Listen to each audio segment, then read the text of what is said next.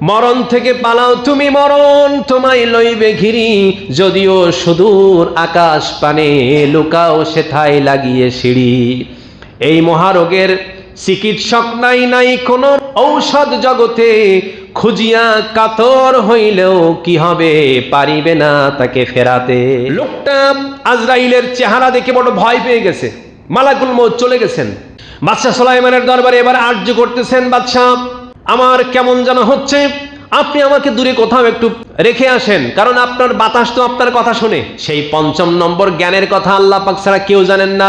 ওমা তাদরি নাফসুম বিআইয়ি আরদিন তামুত, কার কোথায় মরণ হবে এইটার ব্যাপারে কেউ জানে না। কোন জমিনে তার মৃত্যু হবে একমাত্র জানেন আল্লাহ রাব্বুল আলামিন। ওমা তাদরি নাফসুম বিআইয়ি আরদিন তামুত, কোন জমিনে কোথায় কখন কিভাবে তার মৃত্যু হবে এটা পৃথিবীর কেউ জানেন না। সূরা আলে ইমরানের ১৮৫ নম্বর আয়াতে আল্লাহ পাক স্পষ্ট করে বলে দিলেন, কুল্লু নাফসিন যায়িকাতুল মাউত ওয়া ইন্নামা তুওয়াফাউনা উজুরাকুম ইয়াওমাল কিয়ামা। আল্লাহ রাব্বুল আলামিন বলছেন প্রত্যেক জীবকে মৃত্যুর স্বাদ গ্রহণ করতে হবে এবং কিয়ামতের দিন তাদের প্রত্যেকের পাওনা বুঝিয়ে দেওয়া হবে। তবে সফল জীবন অধিকার লাভ করবে যে জাহান্নাম থেকে বেঁচে যাবে আর জান্নাতে প্রবেশ করতে পারবে, সে সফল জীবন লাভ করতে পারবে। আল্লাহ রাব্বুল আলামিন বললেন এই জন্য মৃত্যু কার কখন কোথায় হবে এটা কেউ জানে না। একটা ঘটনা বলে শেষ করতেছি। তাফসীরের গ্রন্থে এসেছে একটি ঘটনা। হযরত সুলাইমান আলাইহিস সালামের দরবারে এক লোক বসা ছিল। হঠাৎ করে মালাকুল মউত একটা কাজের সন্ধান দেওয়ার জন্য সুলাইমান বাদশার কাছে এসে উপস্থিত হয়ে গেলেন। আর মালাকুল মউত হযরত আজরাইল আলাইহিস সালাম বাদশা সুলাইমানের পাশে যে লোকটা বসা, ওই লোকটাকে দেখে বড় তাজ্জব হয়ে গেলেন। আশ্চর্য হয়ে বড় বড় চোখ করে তার দিকে তাকালেন। কারণ কি? কারণ মালাকুল মউত ভাবতেছেন এই লোকটার তো জান কবজ হবে এই অল্প ২-৫ মিনিটের ভিতরেই, এবং জান কবজ হবে হিন্দুস্থানের এক বাগানের মধ্যে। এই লোকটা সুলাইমানের দরবারে কেন আমি বুঝতেছি না। আল্লাহ পাক নির্দেশ দিলেন, অথচ লোকটা এখানে, আর সুলাইমানের দরবার থেকে হিন্দুস্থানের যে জঙ্গল হাজার হাজার কিলোমিটার দূরে, বুঝে আসতেছে না। লোকটা আজরাইলের চেহারা দেখে বড় ভয় পেয়ে গেছে। মালাকুল মউত চলে গেছেন।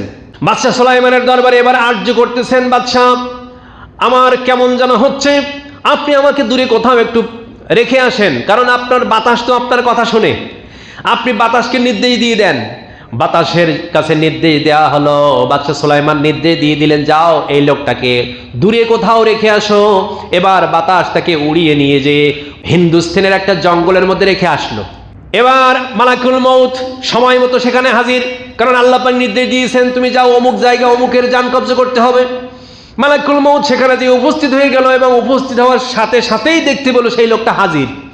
এবার মালাকুল মউত বড় আশ্চর্য হয়ে গেল, লোকটা তোমারে দেখলাম তো বাদশা সুলাইমানের পাশে, তুমি এখানে কেমন করে আসলে?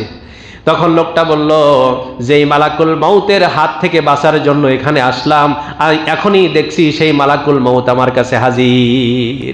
বাদশা সুলাইমান বলছিলাম বাতাস তো আপনার কথা শুনে, বাতাসের দ্বারা আমাকে দূরে কোথাও রেখে আসেন। তো বাতাস আমাকে নিয়ে আসলো। এই জন্য আল্লাহ পাক বলছেন ওমা তাদরি নাফসুম বিআইয়ি আরদিন তামুত। রব্বুল আলামিন বলছেন কার কোথায় কোন জমিনে মৃত্যু হবে এটা কেউ জানেন না। রব্বুল আলামিন বলছেন নির্ধারিত সময় হলে তাকে অবশ্যই অবশ্যই মালাকুল মউতের হাতে ধরা দিতে হবে। এই জন্য মৃত্যু থেকে পালাও তুমি, মরণ থেকে পালাও তুমি, মরণ তোমায় লইবে ঘিরি, যদিও সুদূর আকাশ পানে লুকাও সেথায় লাগিয়ে সিঁড়ি। এই মহারোগের চিকিৎসক নাই, নাই কোন ঔষধ জগতে, খুঁজিয়া কাতর হইলেও কি হবে, পারিবে না তাকে ফেরাতে। আল্লামা সাঈদী রহমাতুল্লাহ আলাইহি সুন্দর এই কবিতাটা তিনি ওয়াজের মধ্যে বলতেন মৃত্যু সম্পর্কে, আমার মনে পড়ে যায়। এই জন্য ভাইরা আমার, আমরা যেখানেই থাকি না কেন মৃত্যুর জন্য সদা প্রস্তুত থাকা দরকার। কারণ কার কখন কোথায় মৃত্যু হবে এই পৃথিবীর কেউ জানে না, আমরা কেউ জানি না। জানেন একজন, তিনি কে? আল্লাহ রাব্বুল আলামিন আমাদের সকলকে এই 5টি বিষয়ের যে জ্ঞানের কথা আমরা শুনলাম সূরা লোকমানের 34 নম্বর আয়াত থেকে, আল্লাহ রাব্বুল আলামিন আমাদের সকলকে এগুলোর প্রতি পুরো পূর্ণ বিশ্বাস রেখে আমল করার তৌফিক দিন। আমিন।